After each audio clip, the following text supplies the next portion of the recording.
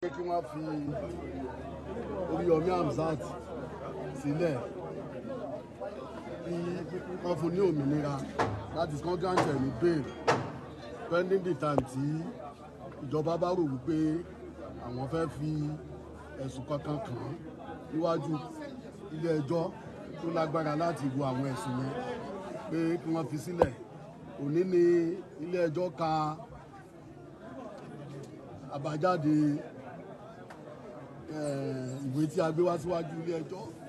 Adájọ́ dẹ̀ ti sọ wípé òun fi sílẹ̀ on bail pé kí àwọn shorties méjì tí wọ́n gbajúmọ̀ nílùú Ìbàdàn pé kí wọ́n dúró fún bóun náà ò dẹ̀ gbọ́dọ̀ sọ nǹkan kan lórí ẹjọ́ yẹn nínú gbogbo ìgbà wípé Ọlọ́run nìkan ni ọba alára tó ń ṣiṣẹ́ àrà sínú ara wọn. Kí ni àwọn nǹkan tí mo fẹ́ máa sọ̀rọ̀ ń pa ẹ̀ ní nǹkan tó ń ṣẹlẹ̀ ní àwùjọ wa lásìkò yìí?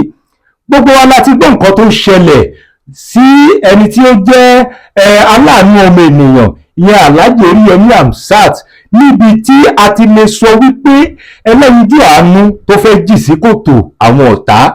Ṣùgbọ́n àwọn àṣírí tí èmi Àràǹbarà tí mo fẹ́ fàyọ ń bẹ̀ gangan ni wípé tá a bá ní ká wo àwọn nǹkan yìí bó ṣe lọ, ẹ ti rí wípé ọwọ́ kan nínú òṣèlú ó wà nínú ìgbésẹ̀ eléyìí tí wọ́n bá Alhaji Oríyọmí Hamzat gbé nípa àwọn nǹkan tó padà ṣẹlẹ̀ táyọ ọpẹ́ tó yọ nígbà tí wọ́n rí onídùúró eléyìí tó dúró fún Alhaji Oríyọmí Hamzat.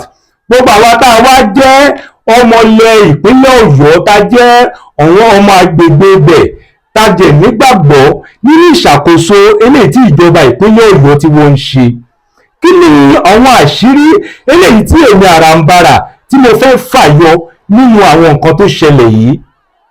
Ọ̀rọ̀ òṣèlú eléyìí tó wà nínú nǹkan tí wọ́n fẹ́ fi de Alhaji Oríyọmí Hamzat mọ́lẹ̀, ó ní àwọn nǹkan tó ṣẹlẹ̀ yìí tá a bá wá ní ká wò dáadáa ni. Tí ìbá ń ṣe wípé bí orí ṣe kó Alhaji Oríyọmí Hamzat jáde gẹ́gẹ́ bí ẹni tó jẹ́ wípé ó nífẹ̀ẹ́ àwọn ọmọ èèyàn tó máa ń ṣe ìrànlọ́wọ́ fún arúgbó àtẹni tó bá nílò ìrànlọ́wọ́ dáadáa ni, a bá máa sọ wípé Alhaji Oríyọmí Hamzat kò bá ti dèrò ẹ̀wọ̀n báyìí. Ṣùgbọ́n àwọn àṣírí kan eléyìí tó fẹ́ jẹyọ ń bẹ̀ òun ni wípé nípa àwọn ọ̀rọ̀ eléyìí tí àwọn kan tún ń sọ nípa Alhaji Oríyọmí Hamzat, nípa àwọn nǹkan ìrànlọ́wọ́ tó ti ṣe fún àwọn kan láti jẹ́ onídùúró, fún àwọn kan láti lọ sẹ́wọ̀n. Tá a bá gbàgbé nípa ọ̀gbẹ́ni kan tí orúkọ wọn ń jẹ́ Adédoyin, tí wọ́n jẹ́ aláṣẹ iléeṣẹ́ òtẹ́ẹ̀lì ńlá kan ní ìpínlẹ̀ Ọ̀ṣun, ní ìtọ́jẹ́ wípé ṣẹlẹ̀ wípé arákùnrin náà wọ́n wà lẹ́wọ̀n. Ṣùgbọ́n àwọn àṣírí eléyìí tó ṣẹlẹ̀ gangan ń bẹ̀ ni wípé tá a bá wá ní ká wò ó, ṣé ìgbà ẹ̀san la fẹ́ sọ pé ó fẹ́ ké lórí Alhaji Oríyọmí Hamzat ni, àbí àwọn ìjọba gangan àwọn ni wọ́n fẹ́ lò ó láti lè lo òṣèlú láti lè mú Alhaji Oríyọmí Hamzat mọ́lẹ̀? Nítorí tá a bá gbàgbé àwọn ètò eléyìí tí Alhaji Oríyọmí Hamzat tí wọ́n máa ń ṣe, ó dá lé orí àwọn tí wọ́n ń jà fún ẹ̀tọ́ ọmọ ènìyàn. Tá a bá jẹ̀ ní gbàgbé ọ̀pọ̀lọpọ̀ nínú àwọn tí Ọlọ́run ti lo Alhaji Oríyọmí Hamzat fún láti lè gba ẹ̀tọ́ ẹ̀ òun ló pọ̀ jù. Ìdí rèé tó fi jẹ́ wípé gbogbo àwọn èèyàn tó jáde nítorí Alhaji Oríyọmí Hamzat ni èmi máa sọ nípa àṣírí ẹ̀ wípé òun ni orí fi kó Alhaji Oríyọmí Hamzat jáde ní ibi tó wà láti rí onídùúró.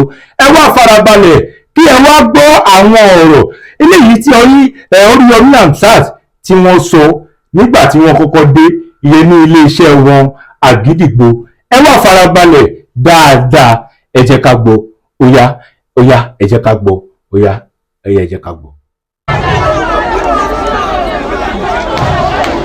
Oríyọmí tó.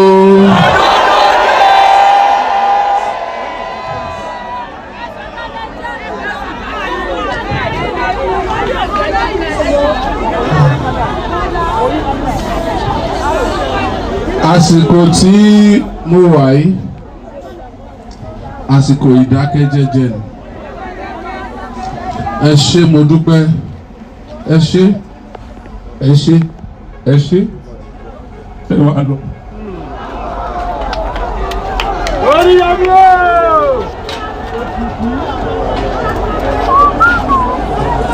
Ọlọ́run pa wá lẹ́kún àdúgbò.